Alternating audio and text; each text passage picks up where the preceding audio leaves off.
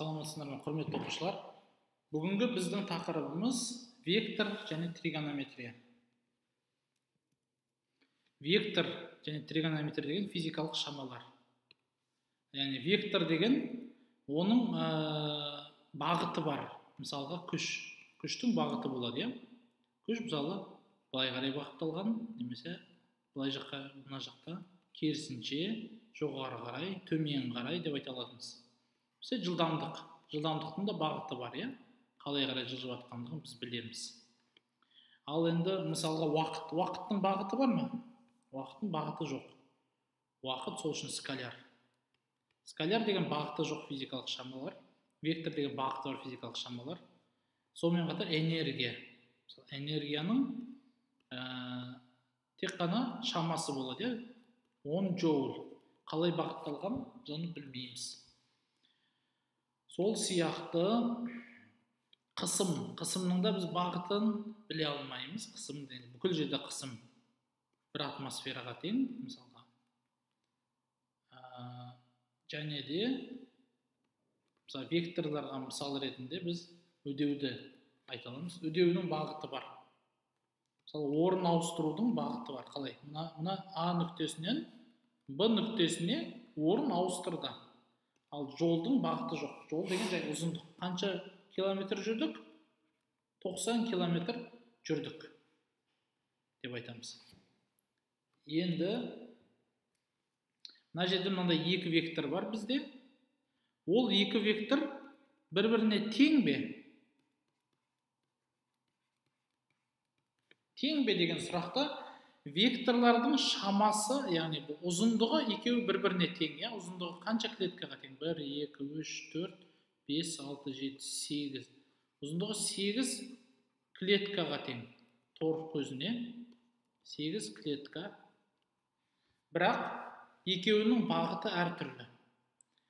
Мына жоғарғысы оңға қарай бағытталған, төменгі векторы солға қарай бағытталған. Сол үшін мысалға мынаған А векторы десек, мынаған Б векторы десек, А векторы мен Б векторы бір-біріне тең емес. Бірақ екеуінің модульдары, яғни ұзындығы бір-біріне тең. Бірақ өздері тең емес. Енді векторларды қалай қосуға болады? Ол үшін біз мына екі векторды аламыз.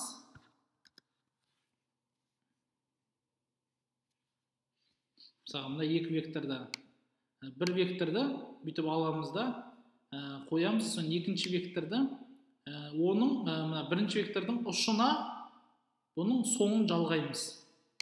Содан кейін бізде осы жерден жалпы вектор неге тең болады?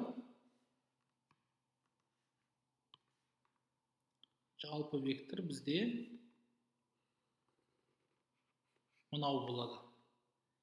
Яғни бұл вектор, А векторы болса, Б векторы болса, С векторы неге тең? С векторы А қосылған Б-ға тең. Бұл жерде не істейміз? Бірінші вектордың соңынан екінші вектордың басына дейін бұлай векторды сызамыз, жалғаймыз. Енді бізде осындай көп векторлар болсын, оларды қалай жалпы векторды табамыз? Жаңағы идеяны қолданамыз. Яғни бірінші мына векторды аламыз, вектор. Сосын екінші векторды бұл вектордың басына жалғаймыз. Сосын үшінші векторды мына екінші вектордың басына жалғаймыз. Төртінші векторды үшінші вектордың басына жалғаймыз. Сосын бесінші векторды былай жалғаймыз, және де алтыншы векторды былай жалғаймыз. Сонда қанша вектор болсын, осы тактикамен шығарамыз. Значит, бізде жалпы векторымыз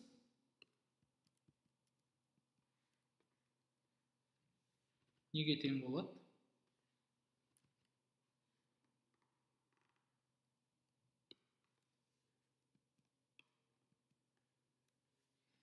Міне, бірінші вектордың соңынан, соңғы вектордың басына дейін жалғаймыз. Мына вектор бізде бүкіл мына векторлардың қосындысы болады. Мысалы, былай жазатын болсақ, мынау А болсын, Б болсын, бізде С, Д, Е және F болса, ол жалпы вектор неге тең болады? R векторы А қосылған, Б қосылған, С қосылған, Д қосылған, Е қосылған, F болады. Енді келесі есепке көшейік. Бұл жерде біз мынандай А деген және Б деген вектор бар. Бізге Б азайтылған А неге тең деген қалай табамыз? Бұнда біз Б қосылған дейміз, минус А векторы. Яғни минус А векторы деген тура сол вектор, тек бағыты керісінше бағытталған деген сөз. Мысалы, мына векторды алатын болсақ, тура осының керісіншесін жасаймыз.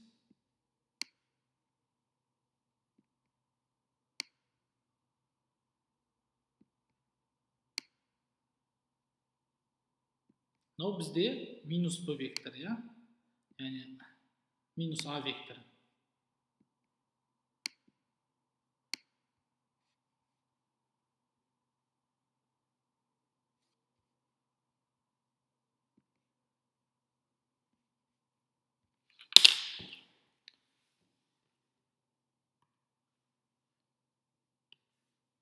Мынау бізде минус А векторы. Көрдіңіздер ме? Тура А векторы сияқты ұзындығы бірдей, бірақ бағыты керісінше бағытталған.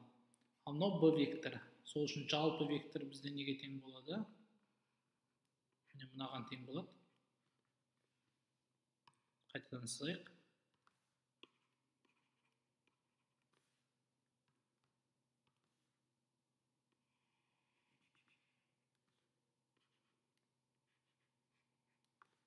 Мынау Б азайтылған А деген векторға тең. Осы жерден қандай қорытындыға келеміз? Вектор минус вектор, ол вектордың тура сондай шамасы, тек керісінше бағытталғаны деген сөз. Ал енді мына жерде бізде А деген вектор болсын, мына жерде Б деген вектор болсын. Бізге 2Б деген векторды табу керек, және де А бөлінген 2 деген векторды табу керек. Осыны жасайық.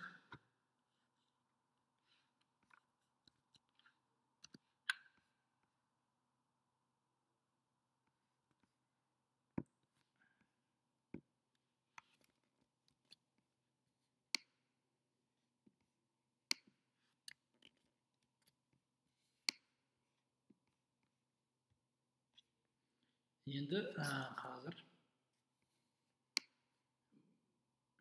2Б деген, ол тура осыдан 2 штук деген сөз.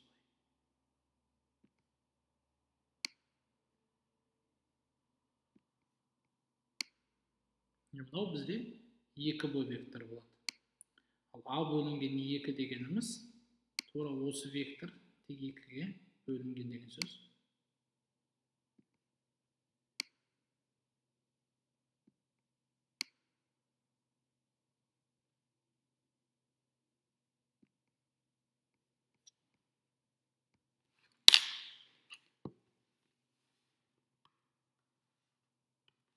Мынау 2 есе қысқартып тастаймыз, сонда А бөлінген 2 болады. Бағыты бірдей қалу керек. Б векторы да тура сондай, тек бағыты бірдей, тек 2 есе ұзын. Сонда бізде мысалы мынандай есеп болса, А бөлінген 2 қосылған 2Б деген векторды табыңыз десе, біз мына 2 векторды аламыз, бір-біріне қосамыз. 2Б векторы және де А бөлінген 2 векторы. Сонда бізде жалпы вектор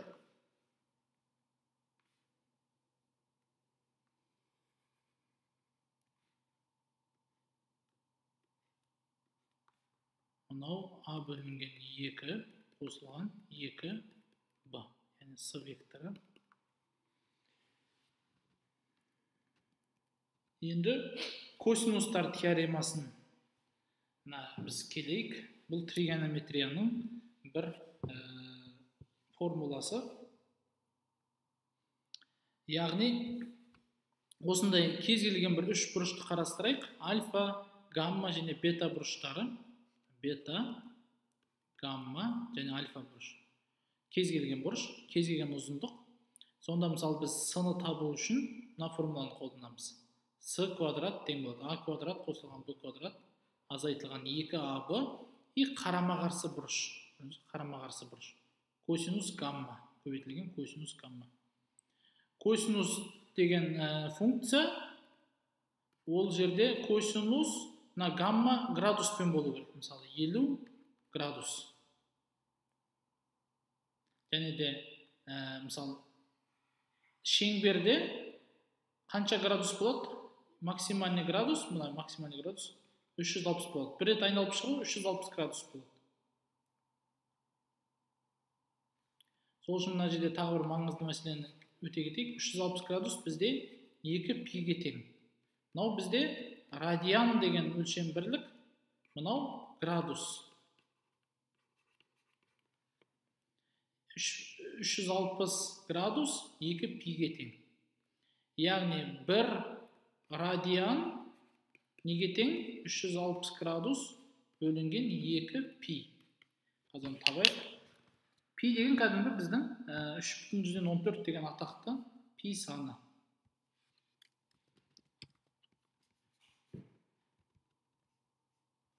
Yeah, 360 бөлінген 2 бөлінген 3,14 тең болады 57,3 градус шамамен. Яғни бізде ответ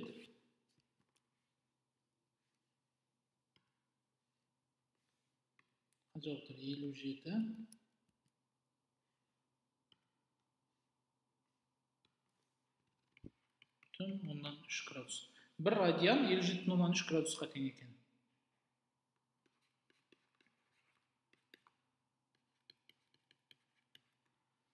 Ал енді есептерге көшейік.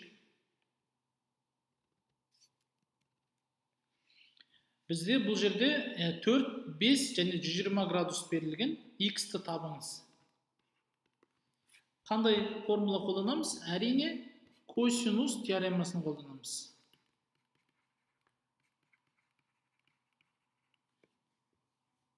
X квадрат неге тең?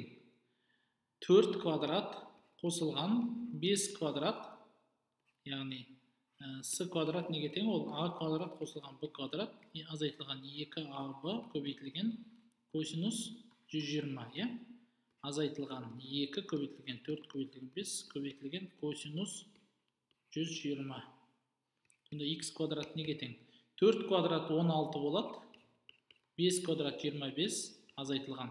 Мына жерде 2 жердегі 4-ім 8, жердегі 5-ім 40 көбейтілген косинус 120.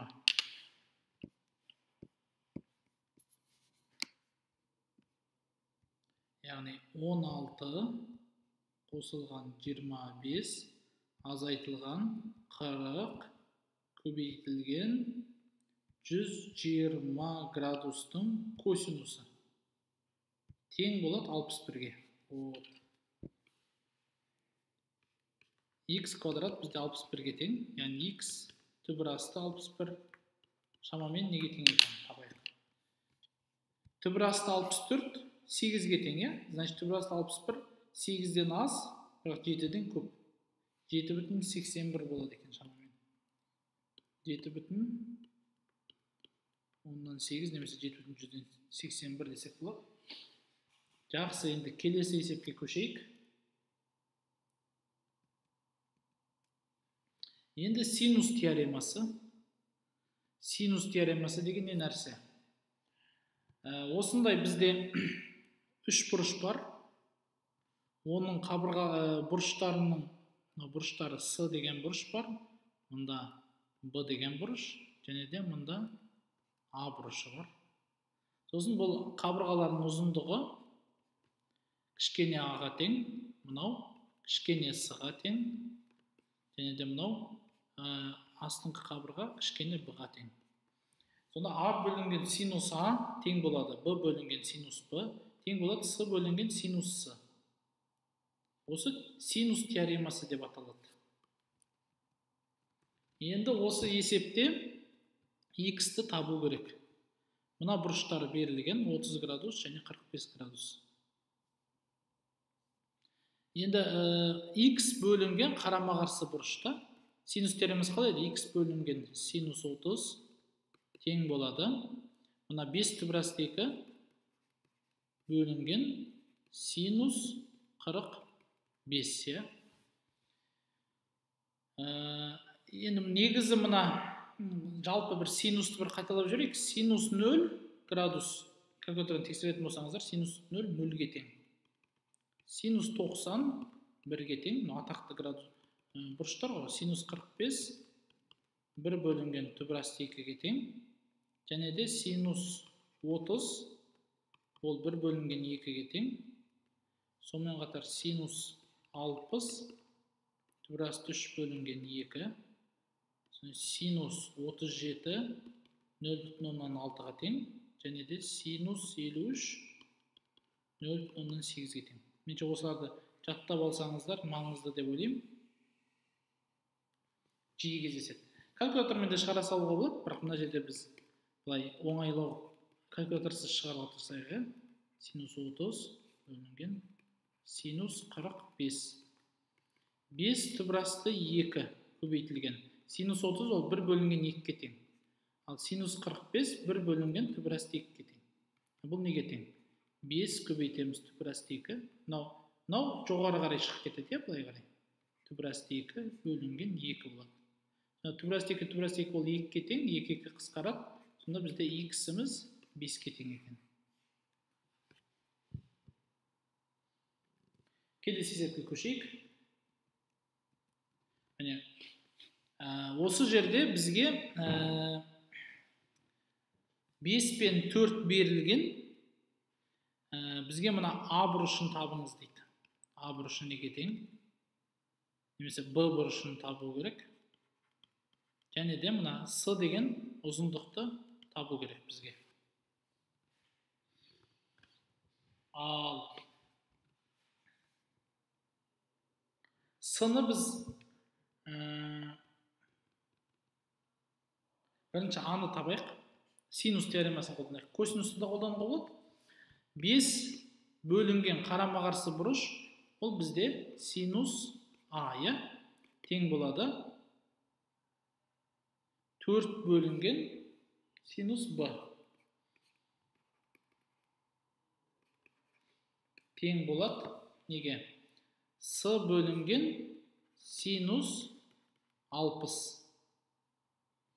Жақсы, бұл жерде бізде 5 пен 4-тің нелері берілмеген.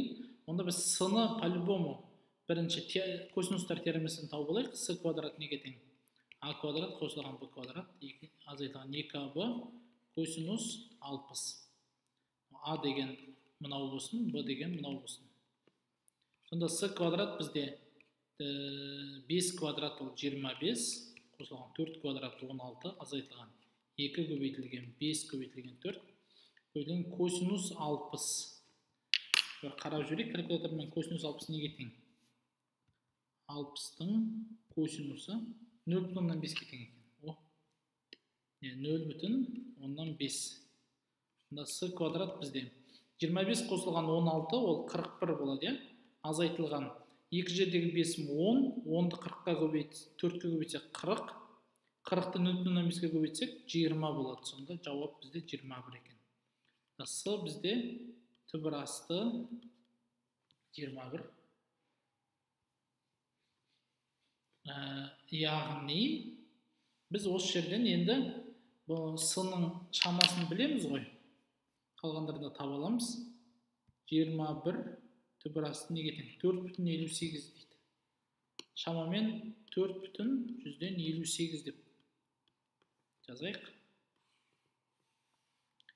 Енді мына жерде синус А арқылы Аны табайық. 5 бөлінген синус А тең болады. Түбір асты 21 бөлінген синус 60. Синус 60 бізде түбір асты 3 бөлінген 2-ке тең, е? Осы жерде не болады? 5 көбейтілген түбір асты 3 бөлінген 2 түбір асты 21 тең болады синус Аға. Оны қалай табамыз? Біз калькуляторда функция бар. Мысалға біз 50 деген градустың синусы былай болады ғой. Енді біз мынау қандай бұрыштың синусы дегенді былай табамыз. Second F-ті басасыздар, сол кезде синус минус 1 деген кері функция. Осыны басып басаңыздар, міне. Көрдіңіздер ме? Жаңағы сан, 0,766 бізде қандай бұрыштың синусы, 50 градустың синусы дейді. Сол үшін біз соны табайық. А бізде неге тең? Калькулятордағы синус минус 1 функциясы. Немесе оны біз арк синус деп атаймыз. Немесе бұны біз арк синус деп атаймыз. Неге тең екен табайық. 5 көбейтілген 3-тің түбір астысы бөлінген 2 бөлінген 21-дің түбір астысы тең болады. Осындай ғая. Бұл міне қандай синус минус 1 деп тұр ғой. Қандай бұрыштың синусы міне? 70,89. Енді 70,9 деген бұрыштың синусы екен. Біз бұны синус теоремасымен де тапсақ болады, синуссыз да тапсақ болады. Мысалы, б неге тең болады? 180 азайтылған 60. Yani 180 деген 3 бұрыштың қосындысы 180 болады. 70,9. Бұл неге тең? 80-нен 60 азайтсақ 120 болады. 120-дан 70 азайтсақ 50. Одан 0,9 азайтсақ 49,1 градус болады. Оны давайте былай тексерейік. Не функция бойынша. Синус b бізде неге тең еді? Мына жерден сразу тауып жүрейік. 4 көбейтілген синус 60, ол түбір асты 3 бөлінген 2 көбейтілген түбір асты 21. Сонда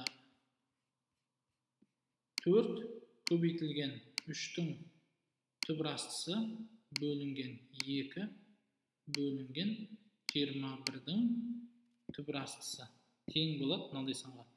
Бұл қандай бұрыштың синусы міне? 49,1. Көрдіңіздер ме? 49,1 градустың синус екендігін былайда анықтадық. 3 бұрышты да қосып анықтадық. Б тең болады 49,1 градус. Синус деген осындай функция калькулятормен таба бересіздер. Енді біз жалпы тригонометрияның формулаларын қайталап жіберейік. Қайталап дегенде өтейік. Мысалға мынандай бізде тік бұрышты 3 бұрыш беріледі. Ол тік бұрышты 3 бұрыш болуы тиіс. Бір бұрышы 90 болу керек. Сол кезде бізде синус А деген қандай функция екен? Синус А деген бұл бұрышқа қарсы катет. Қарсы катет.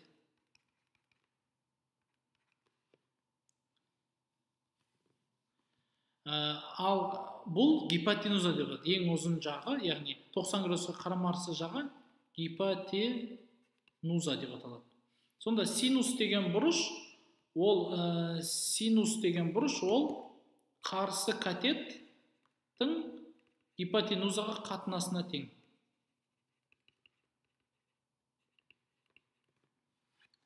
Енді келесі косинус деген функция, ол неге тең? Косинусты қараңыздар, b бөлінген с дейді. b деген іргелес катет. Іргелес көрші катет. іргелілес катет.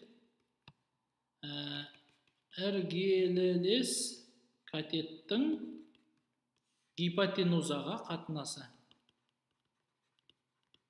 Гипотенузаға қатынасы. Косинус. Одан кейін мына жерде бізде тангенс деген функция бар. Тангенс. Ол неге тең? А бөлінген Б. Яғни қарсы катет бөлінген іргелілес катет.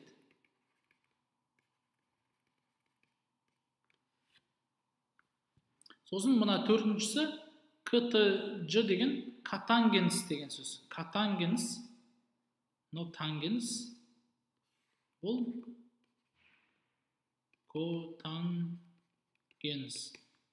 катангенс. Ол керісінше іргелілес катеттің көрші катетке қатынасына тең. Іргелілес катеттің қарсы катетке керісінше қарсы катетке қатынасына тең. Осы негізгі төрт формуланы біз бір қарап шықтық. Енді келесі. Мынау тригонометрияның негізгі формуласы. Бұл синус квадрат қосылған косинус квадрат тең болады бірге. Кез келген бұрыш үшін осы формула орындалады. Яғни осы формуладан біз мынандай формула шығара аламыз. Яғни бұл екінші формула қалай шығады? Синус квадрат альфа қосылған косинус квадрат альфа тең болады бірге.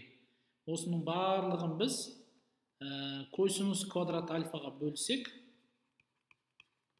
не болады? Синус квадрат бөлінген косинус квадрат, ол тангенс квадрат альфа болады. Қосылған косинус квадратты косинус квадратқа бөлсең, ол 1 болады. Не біз осылай дәлелдедік, біріншіні. Енді қазір осы формуладан екіншіні де дәлелдейміз. Маңызды формулалар. Яғни синус квадрат қосылған косинус квадрат бөлеміз, барлығын синус квадратқа бөлсек, бірді де синус квадратқа бөліміз керек.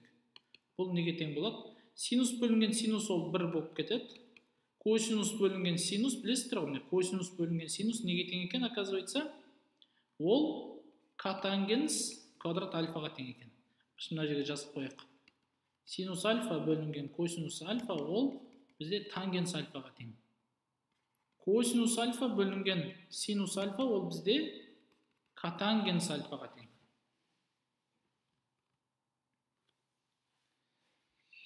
Сосын мұнда тағы бір маңызды бір мәселе бар.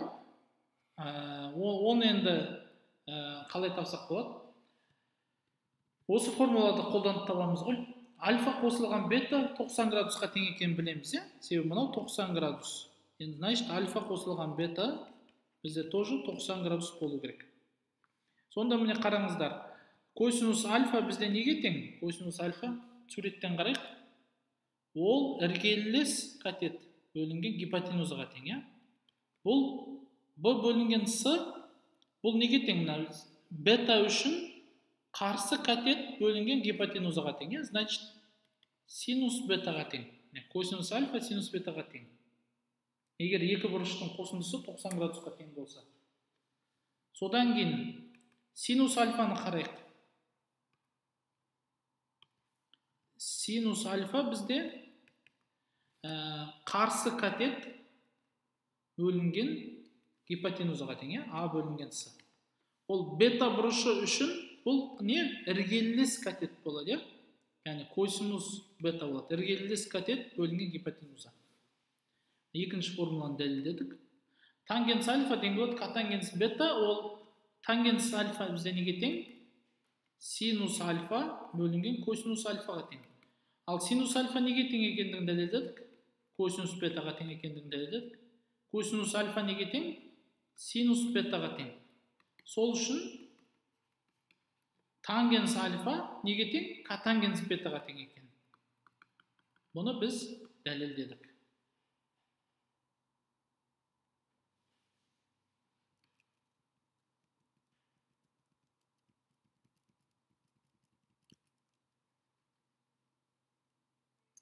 Ал енді қазір біз келесінеге көшейік. Бұл бұрыштарды біз түсіндік. Енді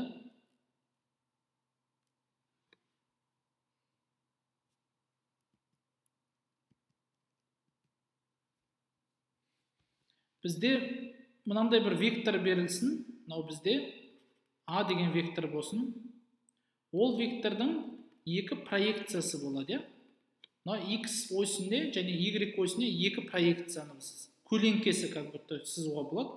Мынау AY болады, мынау AX болады. Енді бізге мақсатымыз AY пен AX неге тең екендігін табу. Ал енді мына бұрыш бізде тета деген бұрыш болсын. Онда мына үш бұрышты біз мынандай халге келтіре аламыз, иә? Ұзындықтарын.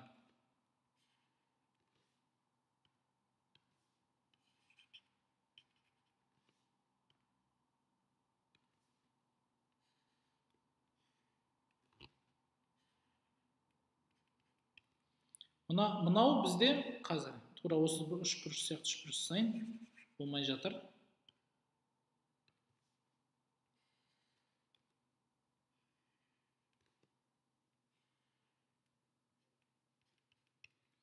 Мынау А деген вектор болса, бұл ұзындық, мына бұрыштың қарама қарсысы ұзындығы неге тең? AY-ге тең, мынау AX-ге тең, иә? Ал енді осы үш бұрыштан біз қандай формула таба аламыз, балалар? Біз мынандай формула таба аламыз, иә? Мысалы, синус тета неге тең? Қарсы катет AY бөлінген гипотенузаға тең, иә?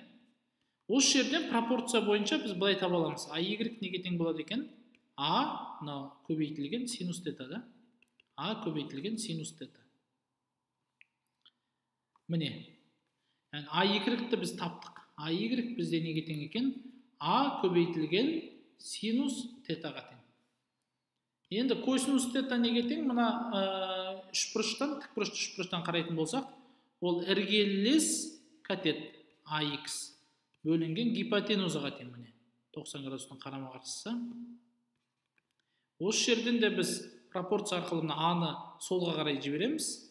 Сол кезде AX бізде неге тең болады? А көбейтілген косинус тета, міне. Біз AX-ті де таптық, ол неге тең? А көбейтілген косинус тета. Яғни біз бұл векторды біз алып тастап, орнына екі проекциясын қойсақ, есепті шығара берсек болады. Өте ыңғайлы. Мына жерде енді біз векторды бүйтіп ала салайық, бізге вектор керек жоқ. Вектордың орнына біз міне екі проекцияны қойып шығарамыз. Өте ыңғайлы метод. Жақсы, бізде мына жерде енді мына вектор бар, соның проекцияларын табыңыз дейді. Проекциялар неге тең екендігін табайық. Так, мынау X осі, мынау Y осі. Осы вектордың бізге вектордың ұзындығын табу керек. Және проекцияларын табу керек. AX неге тең? AY неге тең? Так, міне 1, 2, 3, 4, 5, 6, 7, 8, шамамен 9 дей салайық. Сонда мына AX бізде шамамен 9-ға тең екен. Ал AY 1, 2, 3, 4, 5, 6, 7, 8, 9, 10, 11. 11-ге тең. AY, яғни минус 11 болады. Себебі мына жақ теріс қарай кетіп бара жатыр ғой. Сол үшін AX бізде 9-ға тең екен, AY бізде минус 11-ге тең. Сонда А бізде неге тең? Осы екі проекциясының квадраттаған қосындысына тең, иә? Пифагор теоремасы. Естеріңізде ме? Мына үш бұрышты біз былай жаза аламыз ғой. Мынау гипотенуза 90 градус, мына жағы AX, мынау AY. Сонда бізде А квадрат неге тең? AX квадрат қосылған AY квадратқа тең. Яғни А тең болады. 9 квадрат қосылған. Минус 11-дің квадраты ол плюс сан болып кетеді. Сонда А неге тең? Бізде 81 қосылған 121, е? Екеуін қосатын болсақ, бізде 202 болады. Түбірасты 202 неге тең екен? 81 қосылған 11-дің квадраты тең 202. Түбірасты 202 14,2 болады екен. Шамамен 14,2-ге тең екен ұзындығы клеткалар бойынша.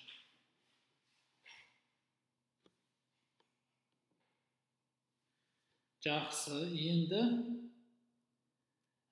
осы екі вектордың жалпы ұзындығын табу керек бізге. А векторы мен Б векторын мысалы қосындысының ұзындығы неге тең? Ол үшін біз екі векторды да проекцияға бөлеміз.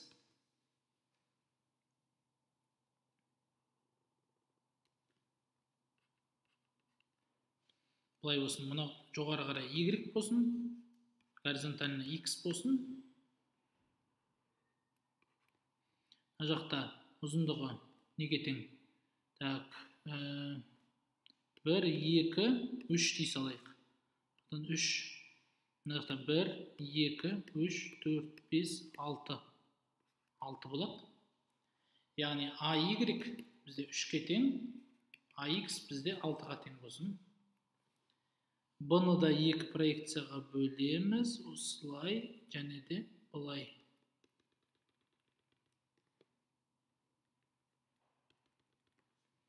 Сонда мына жағы 1, 2, 3-ке тең, 3-ке тең. Мына жағы неге тең? 1, 2, 3, 4, 5, 6, 7, 8, 9, 10, 11, 12, 13, 14. 14-ке тең. Яғни BX, BY бізде минус 14, төмен қарай бағытталған. BX бізде 10-ға қарай бағытталған, яғни плюс 3. Сонда біз мына екі векторды қалай қосамыз? Екі векторды қосқан кезде ол не болады? Бұны біз С деп белгілейік. С деген вектор болсын.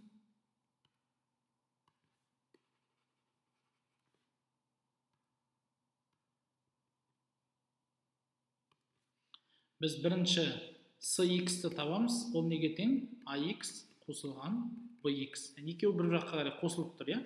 Бұл 9-ға тең. Ал CY болса, AY қосылған BY тең болады.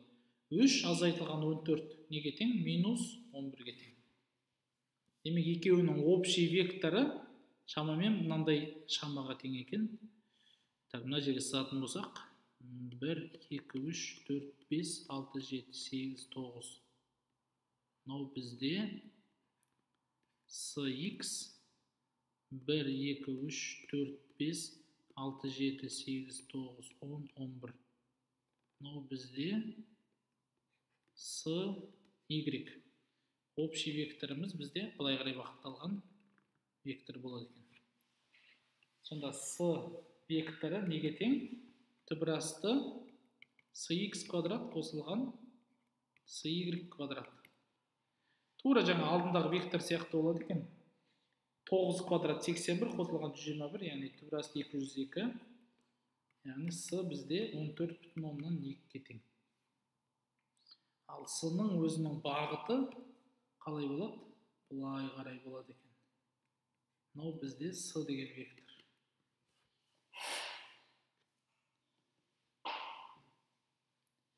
Жақсы, енді келесі неге көшейік. Осы мысалдар қараңыздар, үйде шығарыңыздар, осындай мысалдар.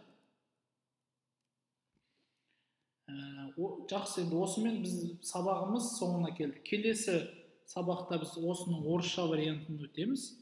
Одан кейінгі сабағымызда біз есептер шығарамыз тағы да.